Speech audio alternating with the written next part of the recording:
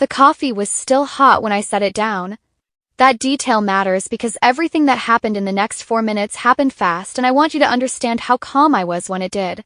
Cup was still warm in my hand when my Uncle Gerald looked across that conference room table at me and smiled the smile of a man who has never once in 67 years wondered where his next meal was coming from. He said, "You always look so tired, sweetheart. Don't they pay you over there?" The room laughed. 8 people. My Aunt Carol with her updated highlights.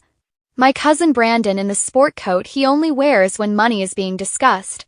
2 of Gerald's golf friends who had no business being at a will reading but were there anyway because Gerald liked an audience the way some men like oxygen. I set my coffee down. I reached into my bag. I pulled out a folder. And I answered his question. My name is Natalie. Natalie Grace Odom. I am 39 years old. I work nights. Not occasionally. Not sometimes during busy season. Nights. 5 years of them.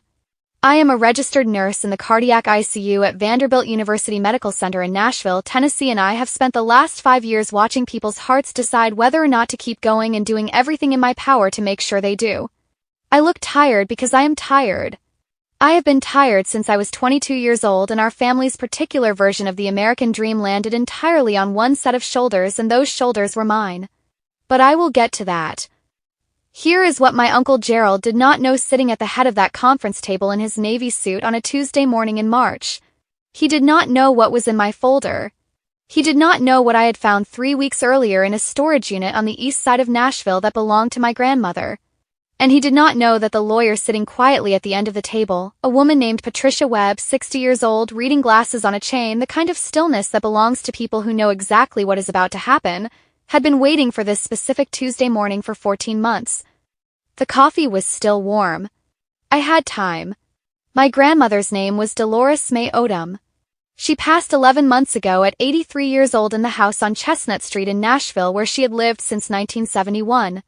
A white frame house with a green door and a fig tree in the backyard that she tended every August with the focused attention she brought to everything that mattered. She raised 4 children in that house. My father Thomas was the youngest. Gerald was the oldest. Between them, 2 daughters who had moved away decades ago and sent Christmas cards with more consistency than they showed up.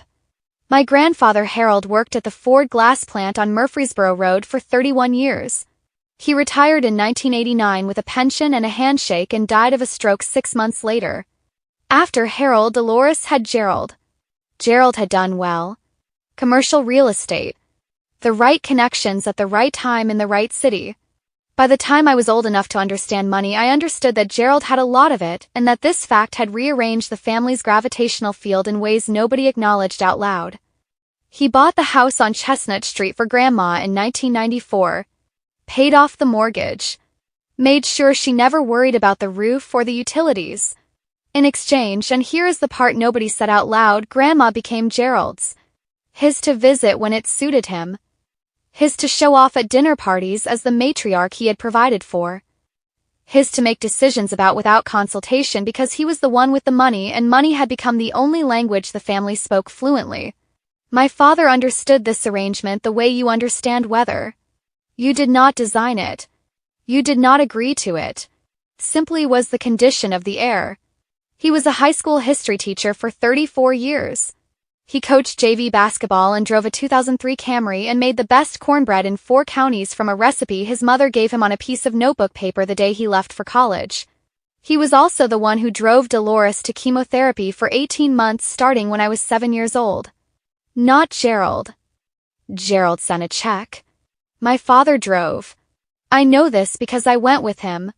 Every Tuesday morning before school, my father would pull the Camry up to Chestnut Street and help Grandma into the front seat, and I would sit in the back with her tote bag and her thermos and the crossword puzzle book she brought to every appointment because she said the waiting was the worst part and a crossword gave her brain something to do besides worry.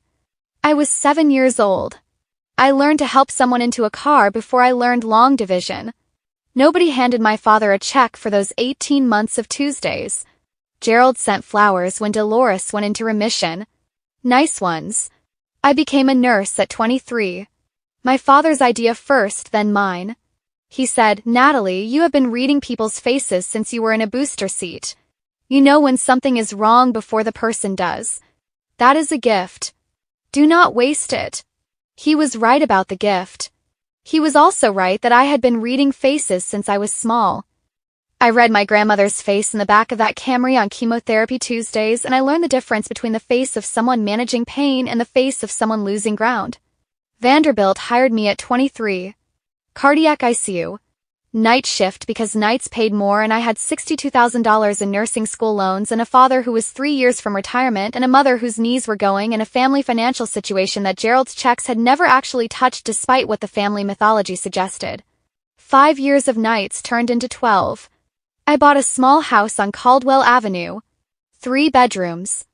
One of which became my father's office when he retired, and another of which my mother used when her knees got bad enough that stairs were a problem. My parents lived with me. Not as guests. As the people I was keeping steady the same way my father had kept Grandma steady every Tuesday morning in a Camry for 18 months. Nobody sent me flowers. Nobody sent a check. The fig tree in Grandma's backyard was still producing every August when she passed. I know because I was the one who came over every summer to help her preserve them. Fig jam in mason jars lined up on the kitchen counter. Grandma's hands moving through the process she had done 50 times. Mine learning it beside her. Gerald came to the house on Chestnut Street twice in the last 3 years of her life. I came 47 times. I counted. Not out of resentment. Out of the particular instinct of a cardiac ICU nurse who tracks things because tracking things is how you know when something is changing. Something had been changing for a long time. I just did not yet know what she had done about it. 3 weeks before the will reading, I got a call from a woman named June. June Aldrich. 71 years old. My grandmother's closest friend for 40 years. Kind of woman who shows up with a casserole before you know you need one and says exactly what needs to be said without being asked to say it. She called on a Thursday evening while I was making coffee before my night shift. Particular Thursday before night shift feeling that I have learned to move through without fighting, the tiredness already present, the shift not yet started, the small window of quiet between. June said, "Natalie, your grandmother left something for you." She asked me to wait until after the will reading was scheduled. It's in a storage unit on Gallatin Pike. Locker 14. This is the code. She read me 6 digits. She said, "She told me to tell you one thing."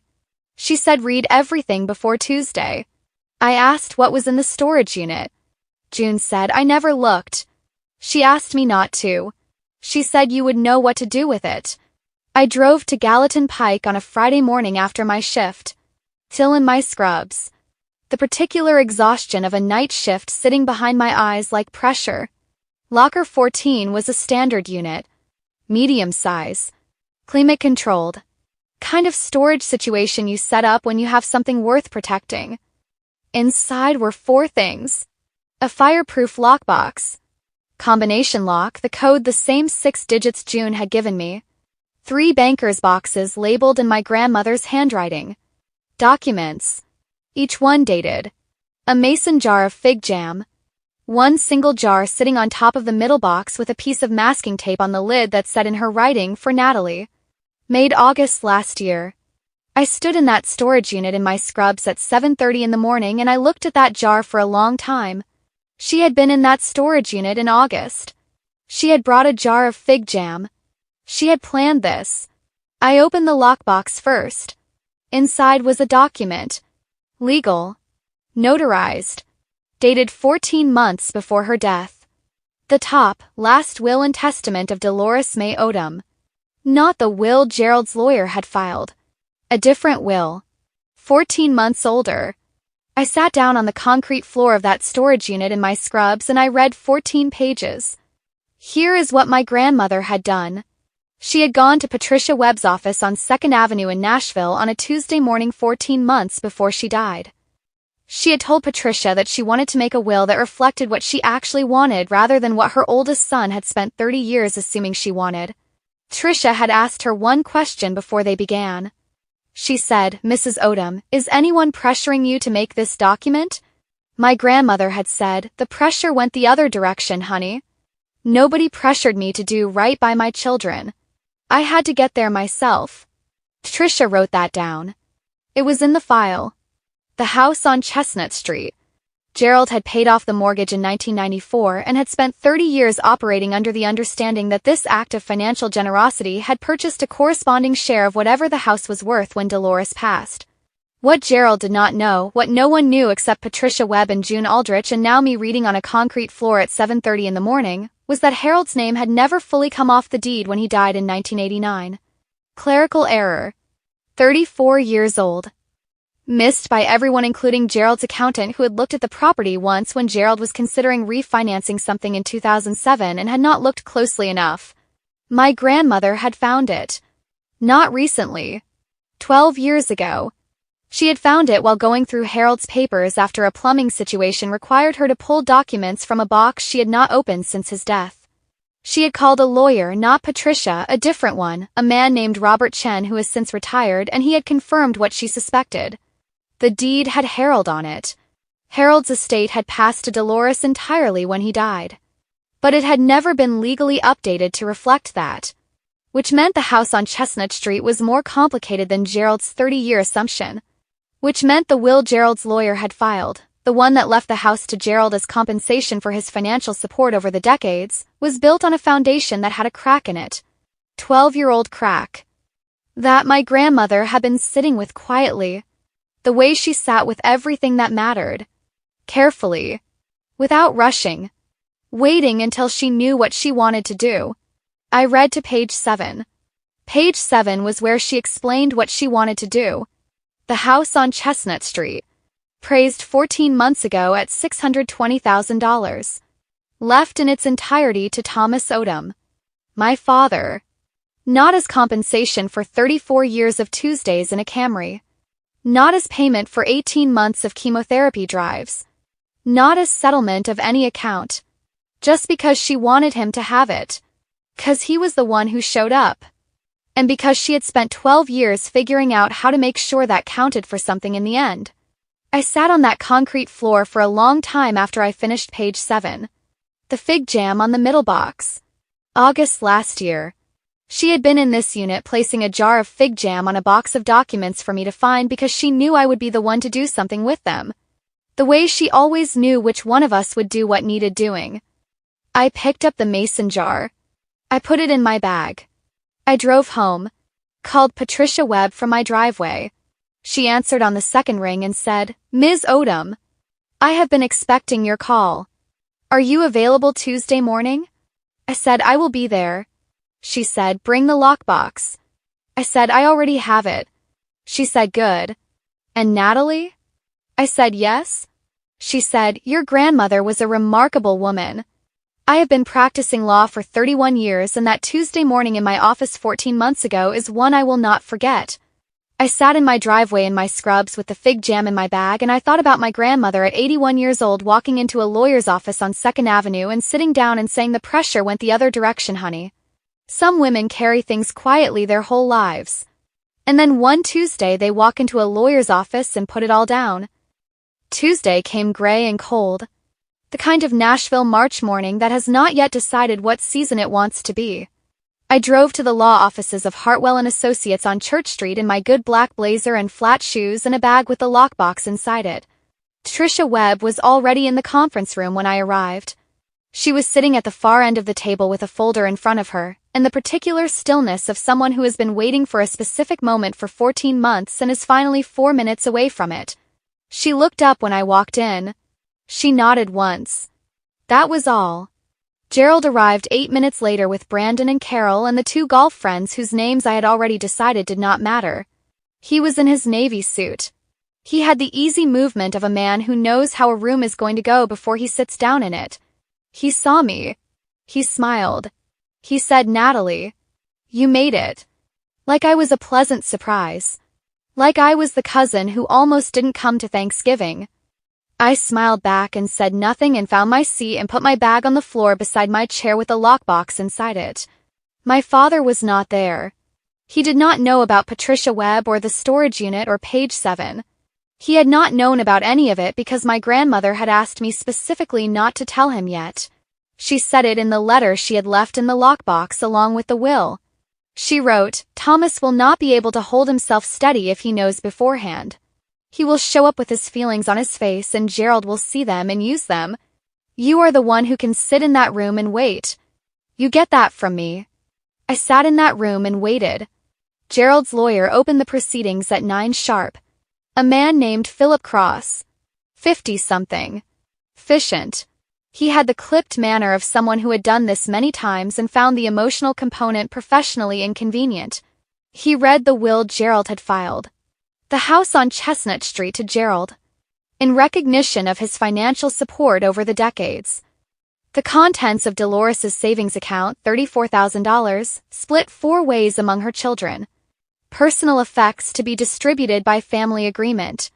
Around the table Brandon was already doing something on his phone. Carol was nodding with the expression of someone confirming what they already knew. The golf friends looked at the ceiling. Gerald looked at me. He said, "You always look so tired, sweetheart. Don't they pay you over there?" The room laughed. I set my coffee down. I reached into my bag. I put the lockbox on the table. Philip Cross stopped talking.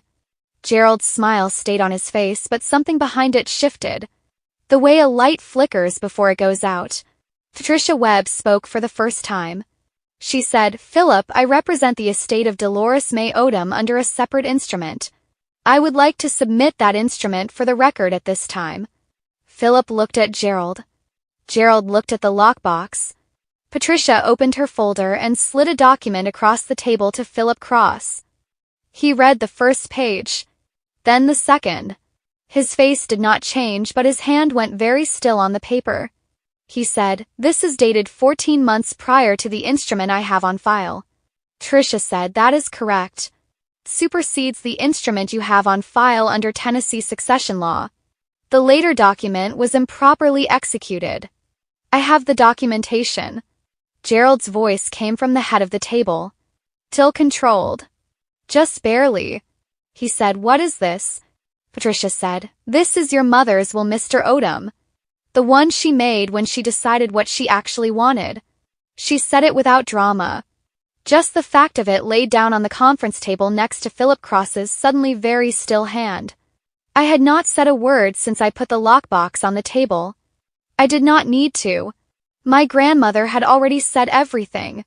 14 months ago on a Tuesday morning in Patricia Webb's office on 2nd Avenue, she had said every word that needed saying and Patricia had written it down, and now it was in a room with the people who needed to hear it, and there was nothing left for me to do except sit in my chair and let it land. Gerald looked at me. Not with anger. Not yet. With the particular expression of a man who has walked into a room he thought he knew and found the furniture rearranged. He said, "Natalie, did you know about this?" I looked at my uncle across that conference table. 67 years old. Navy suit. The smile that had already left his face. The man who had sent flowers when Grandma went into remission and checks when the roof needed fixing and had spent 30 years confusing financial support with presents. I thought about my father in a 2003 Camry. Every Tuesday morning. 18 months. I thought about a 7-year-old in the back seat with a tote bag and a thermos and a crossword puzzle book because the waiting was the worst part. I thought about 47 visits. I thought about August fig jam in a storage unit on Gallatin Pike. I thought about my grandmother walking into Patricia Webb's office at 81 years old and saying the pressure went the other direction, honey. I picked up my coffee. It was still warm. I said, "She wanted you to know she loved you, Gerald." She said that specifically. She also wanted you to know that love and ownership are different things. She just took a long time figuring out how to say it in a language you would understand. Then I took a sip of my coffee. And I let Patricia Webb do the rest. Patricia read for 22 minutes. I counted because counting is what I do when I need to stay calm. In the ICU you count breaths. You count beats. You count seconds between a stimulus and a response because the gap tells you everything about what is happening inside a system. The gap between Gerald hearing page 7 and Gerald responding was 11 seconds. 11 seconds is a long time in a quiet room. The house on Chestnut Street. $620,000. Thomas Odom. Brandon put his phone face down on the table. Carol's hand went to her mouth. The golf friends looked at each other with the particular discomfort of people who have witnessed something they were not supposed to witness and cannot figure out how to leave gracefully. Gerald did not move. He sat at the head of that table in his navy suit, and he listened to Patricia read his mother's words in the measured voice of a woman who had been holding them for 14 months and was finally allowed to put them down. My grandmother had written a letter. Patricia read that too. It was 2 pages. Handwritten. Dolores's script, careful and slightly shaky at the edges the way her handwriting had gotten in the last years. She wrote about Harold. She wrote about the Ford glass plant and the 31 years and the pension and the 6 months he had after retirement before his heart made its final decision. She wrote about the house on Chestnut Street and the green door she had picked out herself from a paint chip fan at the hardware store on Jefferson Avenue in 1971. She wrote, Gerald paid off what Harold started. I am grateful for that. Grateful is not the same as indebted, and I spent too many years confusing the two. She wrote about Thomas. Not sentimentally. Pacifically. She listed the Tuesdays. Not all 47 of my visits. The ones that had mattered most to her. Tuesday after her second round when the nausea was so bad she could not lift her head and my father had sat on the floor of her bathroom for 2 hours because she would not let him call anyone and he would not leave. Tuesday her refrigerator died and he drove to 3 stores before he found one that could deliver same day. The Tuesday she got the all clear and he cried in her kitchen for 10 minutes and then apologized for crying, which she found so Thomas that she laughed until she had to sit down. She had remembered everyone. She wrote, money is easy to give when you have it. Tuesday mornings are not easy to give when you have a life. Thomas gave me his Tuesdays. That is not a small thing. I should have said so out loud more often. This is me saying it now in the only room where it counts. She wrote, I know Gerald will be angry. I know he will feel this is unfair. I would like him to think about the last time he sat on my bathroom floor because I needed someone to stay. Not to pay someone to stay. Not to arrange for someone to stay. To stay himself. If he can remember that time, I am wrong and I apologize. If he cannot, I think he already knows what this letter is trying to say. Patricia folded the letter. She placed it back in the folder. The room was completely silent. Side on Church Street, Nashville was doing what Nashville does on a gray Tuesday morning. Moving. Indifferent. Cars and coffee and the ordinary machinery of a city that did not know what had just happened in a conference room on the 4th floor. Gerald pushed back from the table. Not dramatically. Just the specific movement of a man who needs to not be sitting anymore. He walked to the window. He stood there with his back to the room looking at Church Street, and I watched his shoulders and I read them the way I read everything. The particular set of a person processing something that is rearranging something fundamental. Brandon said, Dad. Gerald put his hand up. Just that. The hand. Brandon stopped. Carol was crying quietly into a tissue she had produced from somewhere. The golf friends were examining the conference table with tremendous focus. Philip Cross was making notes in the careful way of a lawyer documenting a situation he did not anticipate. Patricia Webb was looking at her folder with the stillness of a woman who has just done exactly what she came to do. And I was sitting in my chair with my coffee in my hand thinking about my father. My father, who did not know any of this was happening. Who was at home right now, probably in his study with a history book and a cup of tea and the particular morning quiet of a retired teacher who has nowhere to be on a Tuesday. Who had driven his mother to chemotherapy every Tuesday for 18 months and never once mentioned it the way some people mention sacrifice. Who had cried in her kitchen when she got the all clear and then apologized for crying. Who had given her his Tuesdays. Gerald turned from the window. His face had done something in the time he stood there. Not softened exactly. Recalibrated. The face of a man who had walked into a room as one version of himself and was trying to figure out if there was another version available. He looked at Patricia. He said, Is it contestable? Patricia said, The instrument is properly executed, witnessed, and notarized. Your mother was of sound mind. I have documentation of that as well. You are welcome to seek independent counsel. That is your right. Gerald looked at his hands. Then he looked at me. He said, Did she tell you why she didn't tell him herself? Question landed differently than I expected. Not aggressive. Not lawyerly. Genuine. A man asking a question he actually wanted the answer to. I thought about the letter in the lockbox. The one she had written to me specifically. The one that said Thomas will not be able to hold himself steady if he knows beforehand. You get that from me, I said. She said he would have tried to talk her out of it. He would have said it was too much and she did not want to have that argument. Gerald almost smiled. Did not make it all the way. He said, that sounds like Thomas. I said, it does. Something moved between us across that conference table. Not forgiveness. Not resolution. Something smaller and more honest than either of those things. Just two people in a room recognizing the same man in two different descriptions. Gerald picked up his jacket from the back of his chair. He said, I need to speak with my attorney. He walked to the door. At the door he stopped. He did not turn around. He said, tell your father I said congratulations. Then he left. Brandon followed. Carol followed, still crying. The golf friends left with the relieved speed of people who had never wanted to be there. Philip Cross packed his briefcase with the quiet efficiency of a lawyer recalculating a situation. Patricia Webb closed her folder. She looked at me across the empty conference room. She said, your grandmother told me you would hold the room. I said she was right about most things. Patricia said she was right about all of it. I picked up the lockbox. I picked up my bag. Coffee was cold now. I had been in that room for 41 minutes. I drove to Caldwell Avenue. My father was in his study exactly where I knew he would be. History book open on the desk.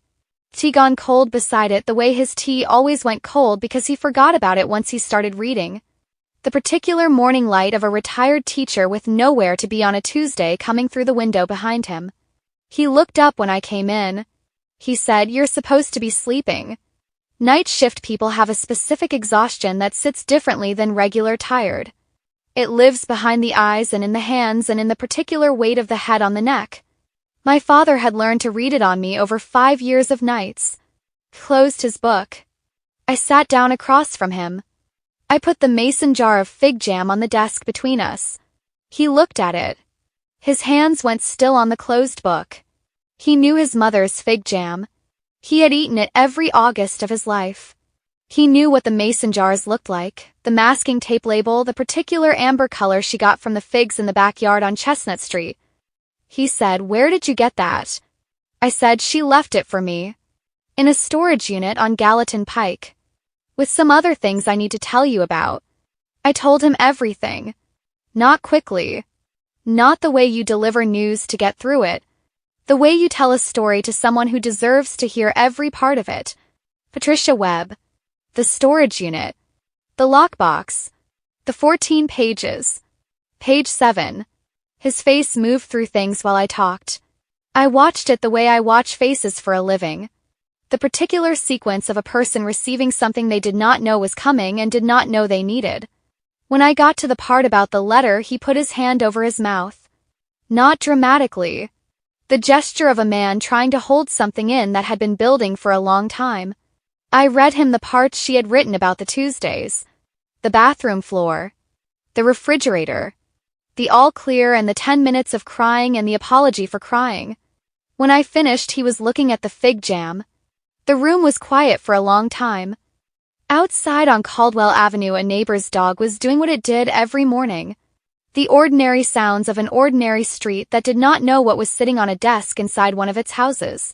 My father said she counted them. Not a question. Something between wonder and recognition. I said she counted all of it, Daddy. She always did. He picked up the mason jar. He turned it in his hands the way he turned things when he was thinking. The same gesture he made with a piece of chalk before he wrote something on a board. Before he said something he wanted to make sure landed right. He said, I did not do those things for the house, Natalie. I said, I know. He said, I did them because she was my mother and she needed someone and I was there. I said, I know, Daddy. That is exactly what she said. He set the jar down. He looked at it for a long moment. Then he said, Gerald is going to contest it. I said, Patricia says the document is airtight. He can try. It will cost him more than it gives him. He nodded slowly. He said, I do not want a war with my brother over our mother's house. That was my father. 34 years of history in JV basketball and a 2003 Camry and cornbread from a recipe on a piece of notebook paper. The man who apologized for crying when his mother got the all clear because he did not want to make her worry about him in her own good news moment. I said, "Daddy, you are not starting a war. She already finished it. You just have to accept what she left you." He looked at the fig jam again. Something settled in his face. Quiet. The particular quiet of a person arriving somewhere they did not know they had been trying to get to. He said, "The green door." I said, "What?" He said, "She always loved that green door. She picked it out herself. Said it was the exact color of the fig leaves in August." He picked up his cold tea. He looked out the window at Caldwell Avenue. He said, "I am going to keep the green door." Gerald did not contest. His attorney sent a letter 3 weeks after the will reading. Formal, professional, acknowledging the validity of the instrument filed by Patricia Webb and withdrawing any potential challenge. Tricia called me when she received it. She said one word: smart. Gerald sent my father a check 2 months later. Not for the house. A separate check. No note. Just Gerald's name on the memo line and an amount that covered the property taxes for 3 years. My father called me when it arrived. He was quiet for a moment and then he said, "I think that is the most Gerald thing that has ever happened." I said, "It is." He said, "I am going to cash it." I said, "Yes, you are." The house on Chestnut Street went through the legal transfer 4 months after the will reading. My father drove to the house on Maplewood Court the morning the paperwork was finalized. He parked in the driveway. He sat in the Camry for a few minutes. The same 2003 Camry. Till running. Then he got out.